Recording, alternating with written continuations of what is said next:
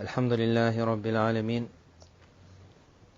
والصلاة والسلام على سيد الأنبياء والمرسلين وعلى آله وأصحابه أجمعين. اللهم صل على سيدنا محمد وعلى آل سيدنا محمد كما صليت على إبراهيم وعلى آل إبراهيم إنك حميد مجيد. اللهم ألهمنا مراشد أمورنا وأعذنا من شرور أنفسنا. The chapter that is normally brought in the books of ahadith at the beginning of ibadat. Normally it starts with wudu, and then what wudu, obviously a person before wudu, normally that's the time that he will think of making istinja. So either the chapter of istinja will come first or the chapter of wudu. In the last 3 or 4 majalis we discussed about wudu and how just in the wudu a person can make himself very, very clean.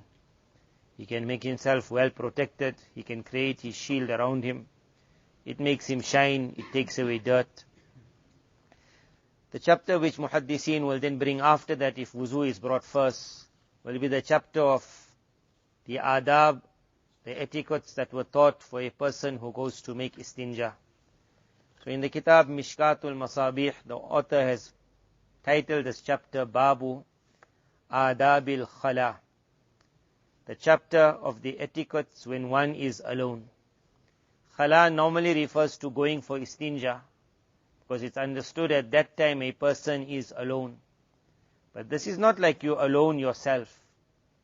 This is the chapter where a person is alone and he is away from the angels. That is the meaning of alone. Now that you are away from the angels, meaning the jinnat are there, the shayateen are there, you're not far from them. There are no insan around you, meaning good people.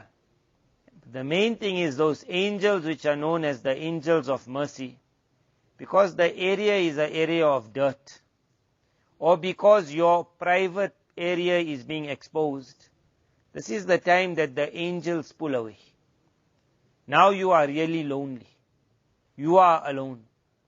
At that moment, what etiquettes a person has to look after to ensure that the jinnah do not grab the opportunity. When he's going to make wuzu, he's going to be in his shield already. And then from one wuzu to the other, they're not going to get the chance to go close. If they want to launch an attack, the time is now. When his satar is exposed, so the angels have pulled. When he is making istinja, the area is dirty, so the angels pull away. This is the place where the jinn will normally come. So adabul khala. Rasulullah sallallahu alaihi wasallam gave many guidelines when a person enters what we today call the toilet or the area of istinja. It could be a place that is made for istinja, like how we make our toilets. The toilet can either be then such, like in certain places you will find they don't have a system like ours where the dirt goes in and immediately gets washed away. Certain places are such the dirt will remain. It falls in a certain hole, but it will remain there until water is pushed through the system and all the dirt takes. So it will remain. Certain places got no system of water. It is just like a hole. And you will make your istinja and it will fall and it will gather, but it is far away from you. It will gather there. Ours is such that normally the water takes it away immediately. We say flush the chain. But around us there will always be a little dirt. And some houses are such that their bathrooms and their toilets are such that it is so clean that the kitchen is more dirtier than the toilet. But still you will call a toilet a toilet. It will still be called, and the kitchen will still be called kitchen. The reason is it has now been known as muhayya. This area has been set aside for dirty work.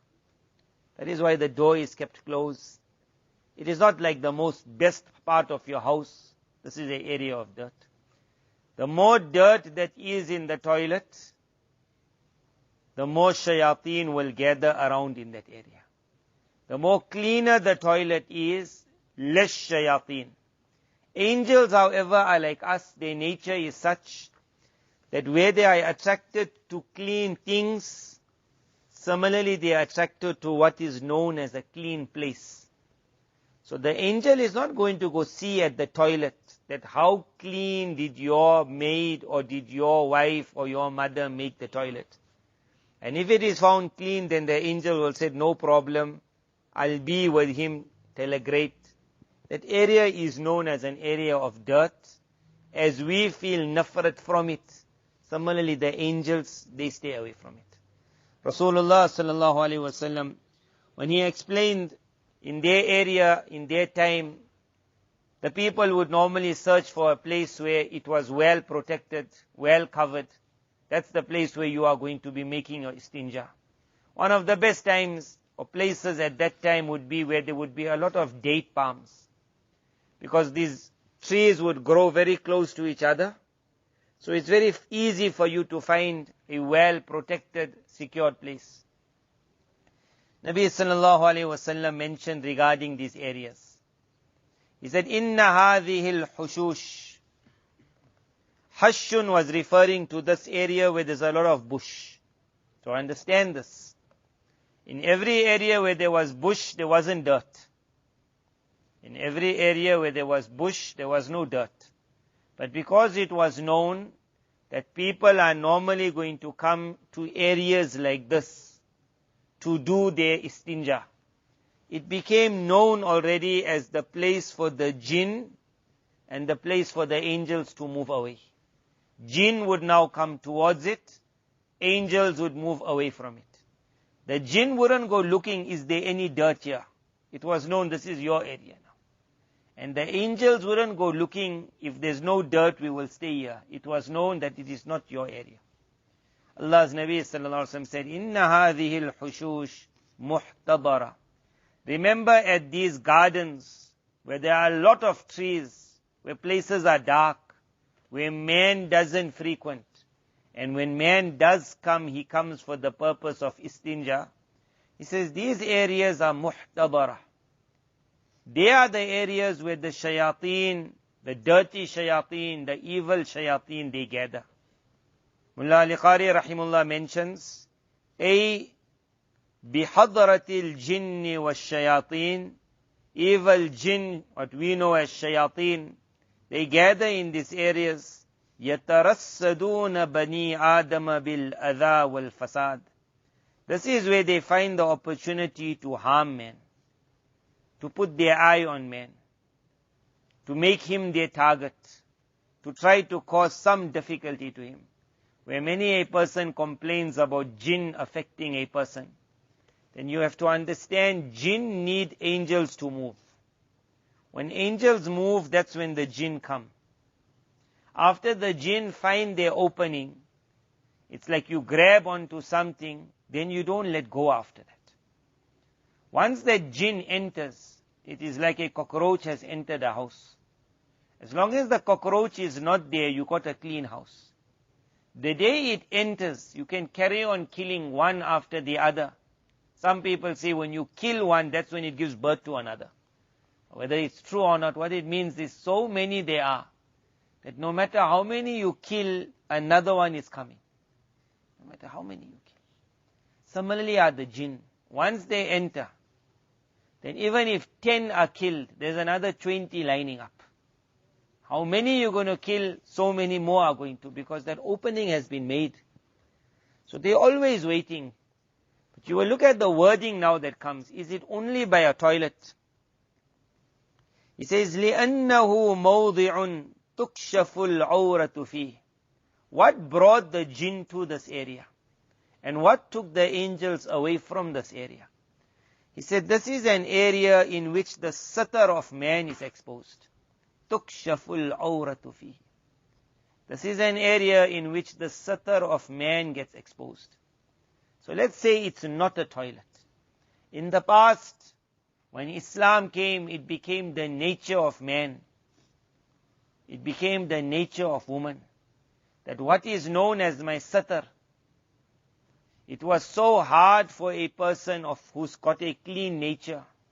Nabi Adam alayhi salatu wassalam, when Allah tabarak ta'ala removed his clothing because of the error he made, next to him was his wife, Hawa radiyallahu anha. A husband and wife are allowed to see each other. Their clothing came out.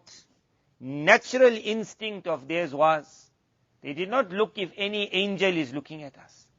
Their natural instinct was immediately to grab something to cover their private part. Whoever has been introduced to purity, he will feel very uncomfortable just being naked. He will not be like a person who says, I like to suntan. So I take out my clothing, there's no one in my room, and I just sit naked. Even if there's no one around, he will not feel at ease. It will be against his nature. Allah's Nabi sallallahu alaihi wasallam always searched for the place which is most concealed. That's when he would go for istinja. He would search for a place that was concealed. Despite that his amal and how he thought the ummah would be, that he would only remove his cloth when he would come very close to the ground. As he would be coming close to the ground, that's when he would be lifting up his cloth. رَفَعَ الثَّوْبِ حَتَّى يَدْنُوَ مِنَ الْأَرْضِ. He would wait until he would come close. That's when he would lift it. He thought the nature of the people of purity, that for my body to be naked is not normal. It's against my fitrat, my tabiyat, my nature. It pulls away the angels. So to be naked was a thing which the angels would always feel shy. And the people of Iman would hardly have gatherings where satr was exposed. Thereafter the world changed. And an effort was made, especially on women, made on men, that the more of your satr you can show, the better. So a time came where showing the knee was no like big issue. It became known, sports is taking place, the knees will be shown. The young boy in school has been told, you come with your shorts because there's PE. When we were small, no one would think about this. Why couldn't they say, because we know when it was PE and it was winter, then they allowed everyone to wear a full trouser. So what was the reason when it's summer, it had to be shorts? Because if in winter you could run with a long trouser, then in summer you could run with a long trouser. The only reason to bring that shorts was so that the satr could get exposed. And a boy could become used to, in front of others, showing even what was called his small satr, his knee. Otherwise they could have easily, especially in a Muslim school, they could have put, or where there were Muslim children but in a non-Muslim school, the parents could have put lot of effort, lot of zor, that my child will come with shorts, but he will wear something that comes to his shin. What is wrong with that? That's still short. And if he's allowed in winter to wear full, then in summer to go higher, the work is done. But they needed the shorts. They needed the girl to be wearing shorts, they needed the boy to be wearing shorts. When they had to make a uniform in the airports, and for people to work, they could have made any uniform. They had to make it called a skirt, that let that girl's leg show. They had to say that don't have to wear long sleeves, so let your hand show. They needed the hair to be exposed. Why was all that effort made?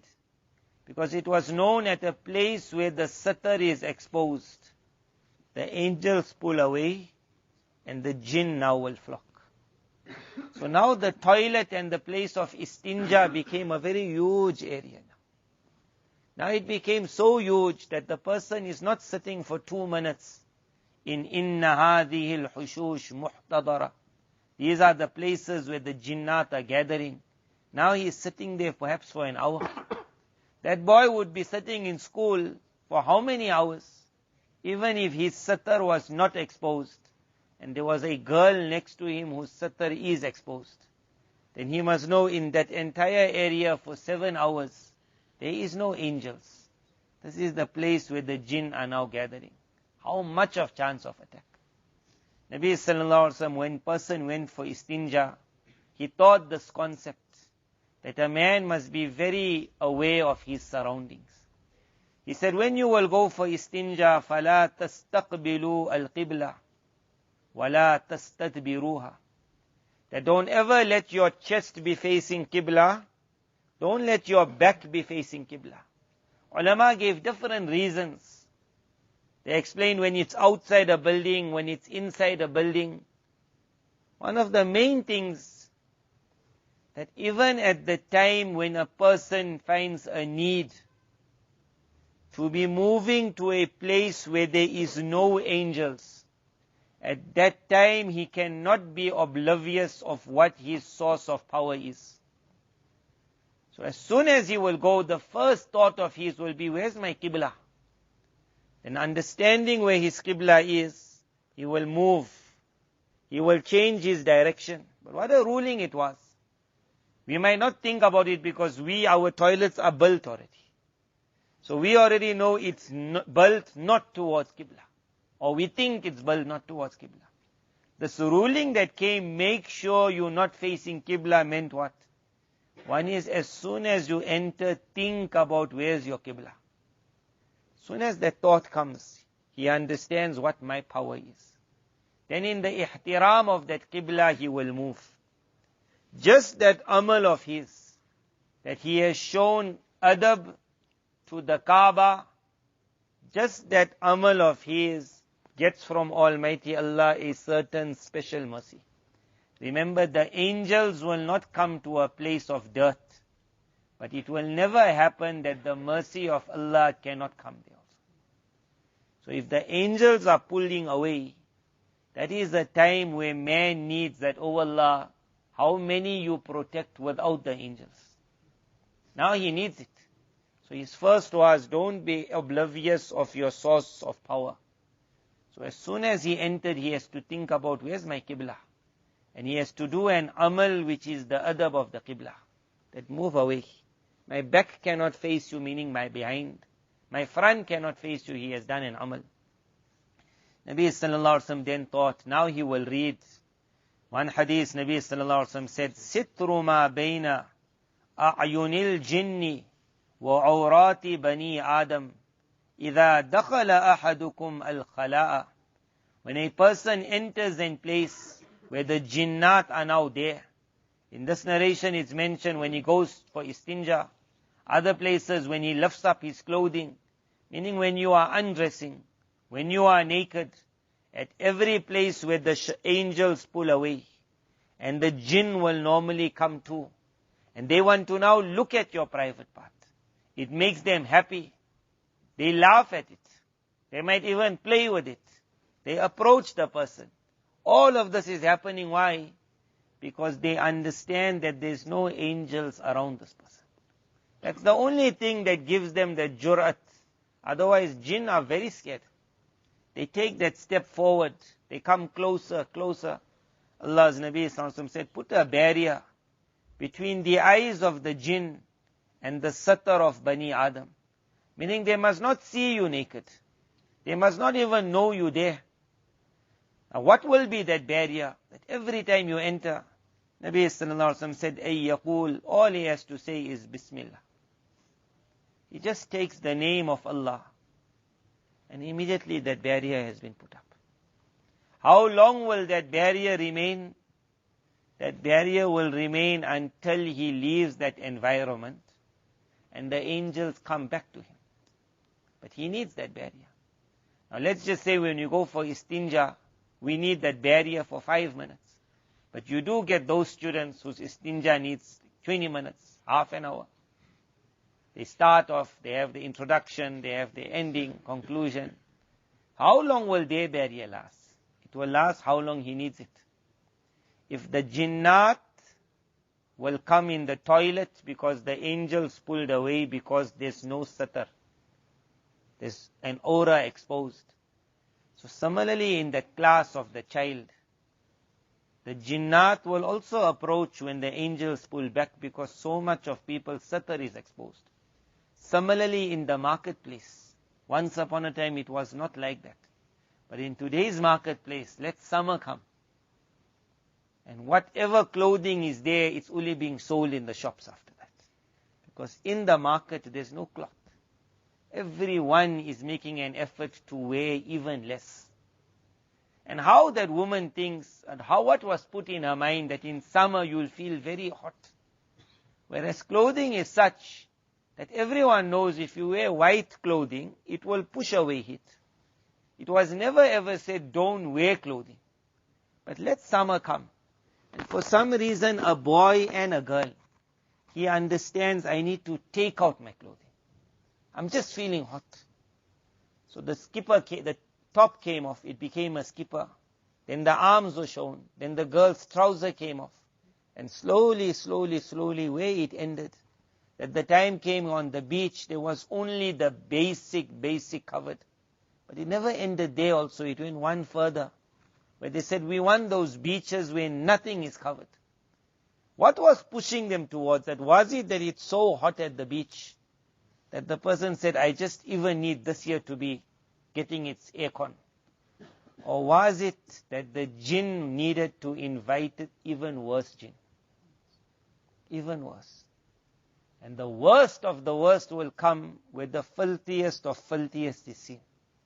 So where a small satar was shown, many angels pulled away and many jinn came. Where the bigger satar was going to be shown, every angel was going to pull away. And so many jinn were going to come. Inna hadhihi al-hushush muhtadara. Now you understand that area is full of shayateen and jinn. We would normally say the toilet. Now we will say the beach. Now we will say the beach. So that boy says, but I'm only swimming. But he says, but remember around you, because of satars exposed, you have entered a place which is muhtadara. The jinnat are here. And they have not come to swim. They have come yatarassaduna bani Adam bil adha, waiting for the opportunity to grab. If there was a need, you needed to swim, you're so upset with these others who have come dressed so loose. You say, I wish they were not here. Then immediately you think about, put your satar between the jinn and yourself. Take the name of Allah. That child who is told you have to go to school, and that environment in school is people are not dressing well. And now they have told that boy, you are a young boy, so you will sit next to a girl. She is young, you young. You're so clean. Nothing's going to happen. But she got no trouser. Because she got no trouser, her satar is exposed. Natural, the angel will pull away.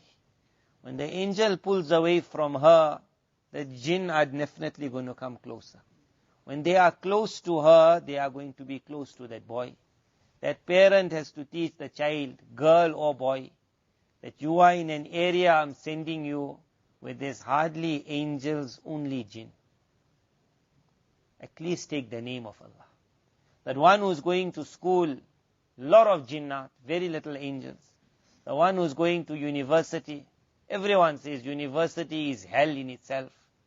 That you are entering into Jahannam. So if a person is entering, he should think about so much. That at least I must put up a barrier between me and the shayateen. He has to put it up. As long as he's in a good environment, waswas do not come, doubts do not come. When you meet a person who has become atheist, or who says, I'm on the verge of becoming an atheist, or he says, I have joined this group which is called, previously we were Muslim. So we are giving like support to those others also who previously who were Muslim. Before you had support groups for divorce. A divorced girl, so she had a group that I'm also divorced, don't worry, we know what it is. Now you got the support group for a murtad. And the other one said, don't worry, I was also murtad. I know, parents got very angry, don't worry, I'll support you. Imagine you got a support group for murtads. But when it's asked like, where you got these thoughts from? So normally he will say, some way I picked it up. But you will pick it up, he picked it up in the class of that university or the school. So was it only the teacher who was bad? It was the teacher that was bad, and it was the environment that was empty of angels. Had the angel been there blowing good thoughts in him, it would have blown away the dirt. But that environment doesn't have angels, because the satar is exposed. Tukshaful awratu fi. Just because the satar is exposed, wala yuzkaru ismullah fi. And the second is the name of Allah is not taken in that area. That hushush which Nabi Sallallahu Alaihi Wasallam was speaking about. He said, Inna hadhihi al-hushusha muhtadara. These areas where there's a lot of trees, remember the Jinn are here. On what basis they are here? It's an area where the satar is exposed. They never ever mention it's an area where number 2 is found. Because as I told you, it wasn't in every place. The people would enter the garden and just look for their own place to do the istinja. So the Jinn were not looking for dirt. The Jinn understood this is the place where satars are exposed. And this is a place where Allah's name is not taken. This is our house. Wherever you find in the world, satar is exposed. And the name of Allah is not taken. Understand that is not my place, then that is the place of the Jinn. If for some need I have to go into that area, Nabi sallallahu alaihi wasallam said, فَإِذَا أَتَى أَحَدُكُمْ الْخَلَى. If ever you have to go into such an area, that time khala meant you have to now be alone for istinja. فَلْيَقُلْ. Then make sure he says, either Allahumma inni a'udhu bika min al-khubuthi wal-khaba'ith. Or he says, a'udhu billah min al-khubuthi wal-khaba'ith. Whichever wording he uses, he says, I seek your protection, Allah. Min al-khubuth. Khubuth is the plural of khabith. Khabith means the filthy male jinn. Wal khaba'ith, it's the plural of khabitha, and the filthy female jinn. Normally when we spoke about jinn, or we speak about jinn, our people, the only thing they understand of jinn is that the jinn will attack me, and I'll need an army, and it's troubling me, I'm getting pain. No one ever understands that that jinn which hits your stomach, that's called baby jinn. He is like the child who plays soccer and breaks the windows. He is not of the high level jinn. High level jinn don't come to give stomach pains. They come to grab iman. High level jinn, that's why they've taken that name. Minal jinnah, the jinn was shayateen. And some say like, what's the difference? Isn't every kafir jinn a shaitan? So all evil jinn are shayateen. But you get certain jinn which are just naughty in nature. They are called the babies. You can call them small shaitan. His job is to make your leg pain, to make your head pain, make your stomach pain. When our people enter the toilet, they're more worried about that jinn. He mustn't grab me, and if he grabs, it's qiyamah itself. It's very hard to get him out. But very few worry about the big jinn. The big jinn have come to take away iman. When a man enters these areas, and he says, Allahumma inni a'udhu bika min al-khubuth wal-khaba'ith. He is not only asking Allah's protection from small baby jinn. He's speaking about those major jinn. Al-mudhi lil-insan. Those that have come to create fasad in man. Corruption amongst man. Problems in man. Whatever problems they can do. These two du'as, Bismillah and Allahumma inni a'udhu bika min al-khubuth wal-khaba'ith. Some ulama have mentioned Bismillah first and then Allahumma. Some have said Allahumma first, then Bismillah. Some said any of the two also. Because as long as Allah's name is taken. Two principles were taught. When you are entering a place where you know the angels are not here, you alone now. Two principles were taught. One is, immediately look for your source of power. So you have to realize that I got my own source. That's why Qibla. You will think, where's my Qibla? Then if I'm taking out my clothing, I must not face. But the thought is, at that time, make some amal of adab to the Kaaba. Because you need, oh Allah, if the angels are not here, I need you directly now. So that amal you can do at that moment. If you ever have to go into a university, into a school environment, into the market environment, and it is not a place of the angels, they normally don't come when there's so much of dirt. There is music on the sides there. The angels are not moving in that area. Then you have to do something that gets the mercy of Allah towards you. You will have to do something. If the angel is not there, ulama have mentioned, it is not wrong to make dhikr in a marketplace. Because there's no stool there. There's music there. If you're going to let that music penetrate your ears and you're not doing anything, you're very far from the mercy of Allah. You will have to bring the mercy of Allah. So you will have a tasbih in your hand. You will have a tasbih in your pocket. You will be touching. You will do something. The child is told, you're going to school, no problem. Here's one tasbih. Keep it in your pocket. Every time your hand touches it, just think of Allah. Because you need Allah. And the second is with some dua. Bismillah. Put a barrier between yourself and that. Understand your source of power. Do some amal that gets the special mercy of Allah. And the second is take the name of Allah. And it will put a lot of protection. Where many people thought this has to be the adab only of the toilet. But that word, babu adabil khala, that when you alone, meaning when the angels are not by you, you make sure you do something that protects you.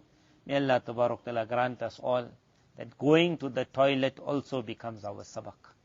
That I don't like to be in a place where the jinn are and the angels are not. And as I get that nafrat in the toilet, my nature must become such. If ever I come into a place where the jinn are not, where the jinn are and the angels are not, I naturally feel uneasy. And as quick as possible, I try to get out of that environment. This individual will go to the market, but he will not enjoy it in the market. He will never ever go to a mall to say, I'm just going to thrill, to chill, to walk around, to move around. He is exactly like the one who doesn't go to the toilet to say, I'm going to chill. He goes there when he needs and he gets out as quick as possible. He'll walk into the mall, the music around, the pictures that he's seen, his nature will just get turned off. He will understand, no angels here, this is dirty, and I need out as quick as possible. He'll take Allah's name, he will get his work done.